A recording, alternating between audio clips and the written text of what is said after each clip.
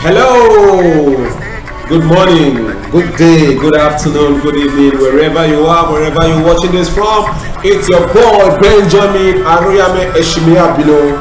Please go on YouTube, subscribe, follow, go on Instagram, FBI Photos, go on Twitter, FBI Photos, go on Facebook, FBI Photos, Benjamin Aruyame Eshimia Bilo. Follow us, click on the like buttons, subscribe. Well, it's Valentine period and it's with joy I come to your face this morning or this day. How you guys doing? Wow. Well, I just want to say some things about marriage, about love, and I'm not sorry. I don't care if you accept it or not, but I just want to say something. If you don't have value when going into any relationship, it's going to be really bad. Now it's a simple mathematics. If you are 0 times 8 is 0.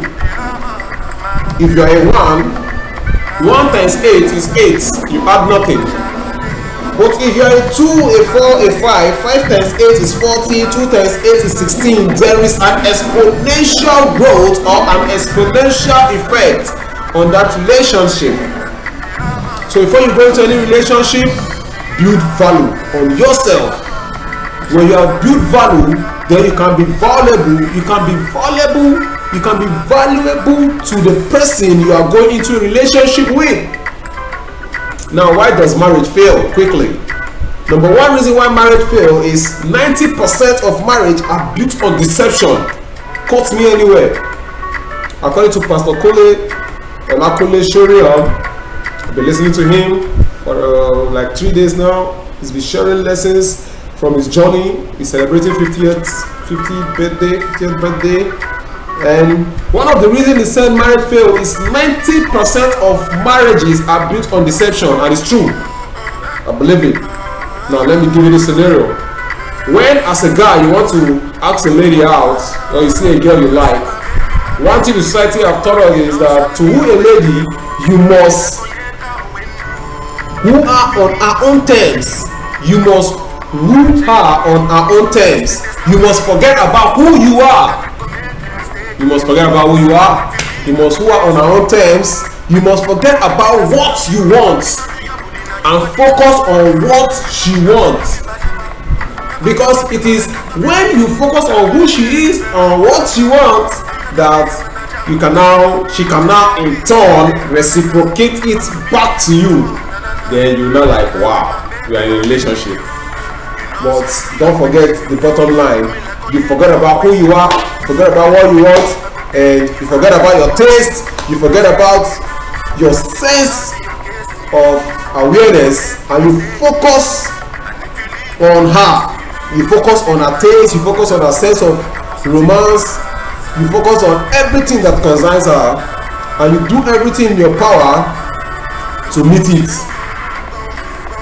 Wow. So with that, you lie. It's a deception. It's a deception. And everybody is built with a form of deception because of what we have grown up with. I, for an example, I know, and I'm sorry that I'm not sorry, that I've hurt so many people with the way I talk, with the way I speak. I'm not accountable to your judgment of perfection. I'm not accountable to your standard of perfection. I'm not accountable to anybody's standard of perfection. I'm not accountable to my own standard of perfection. I'm not accountable. I'm in a competition with myself. I'm in a competition with only myself. So my rudeness, my everything, it's on me. It's not on you. But in any way that I've affected you in any way negatively, sorry that I wasn't sorry. Well, let's move on. So ladies, most especially, you are more vulnerable in relationships. So look out for such things: deception, Everybody just needs to be real. Anything that comes into earth seems to be perfect. There is a loophole in everything. Okay, for example, my wristwatch now, in the next 100 years, wristwatch will look like an olden days thing. Take it or leave it. Wristwatch is going to look, anybody that see you wearing a wristwatch in 100 years time from now is going to look at you like an ancient man. Everything on earth lacks perfection. Likewise, our relationships too. So ladies, if you see somebody that is showing forth things that look like a max, beware. A guy that start going out with you, and because he's going out with you, start opening doors for you, start pulling out the chair for you to sit down. No, we can do that to any stranger. We can do that to anyone. Just be real, be yourself. Let value speak. Let value speak. Wow. Well, so that is one of the reasons why most marriages fail. 100% of marriage were built on deception. So when you take deception out, you can really build a long-lasting relationship. Because every action you take is a rehearsal for your own goodwill. I'm a guy, I can tell you that for free. That every action you take is a rehearsal for something that is going to come tomorrow. Everything get why.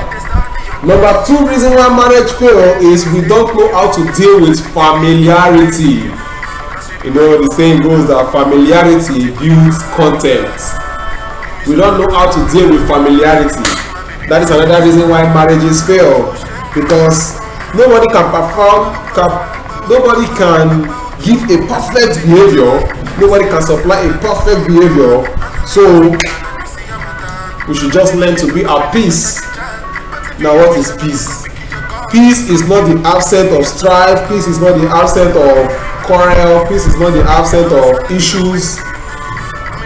But peace is in the middle of all these things. In the middle of all these things, just let justice take its full course. Now, to the guys out there, there are 3 things that you can do to make your marriage work. 3 things. Number 1, whatsoever your wife needs, whatsoever your wife wants, do it. Number 2, whatsoever your wife wants, do it. And number 3, anything, I repeat, anything your wife wants, do it. With this, you have a successful marriage. Yes. But I want to give a disclaimer on that. All those petty things like where you put the cup, where you press the toothpaste, where you keep your phone, how the house is arranged, all those things, they are nothing. But as a man, when it comes to destiny sensitive issues, put your feet down and stand on it. Destiny sensitive issues. But every other thing, you know, most men, we are just looking for who to boss around. That is why issues always come up. We are looking for who to boss around. But if you are used to when your wife say, baby, let's do this thing, you say, okay, let's arrange the room this way, okay, let's put the fan this way, you say, okay, this AC is too cold, then let's reduce it, okay. When you are always telling her yes, the day you will tell her no, she's going to respect it. Why? Because she will know that this no my husband is telling me he has thought about it, and he must have looked at it from a leader point of view, from a visionary point of view. But if from every little thing you are used to saying no, baby, let's reduce the AC, you say no, baby, this fan is, I want to shift it here, you say no. The day that she will talk something that is destiny sensitive and you still say no, she will still dragging with you. So guys, from now, learn to say yes to everything, every trivial issue, just learn to say yes. And learn to put your feet down on sensitive, destiny sensitive issues. Thank you very much. I remain your boy, Eshimi Abino. Benjamin. God bless you.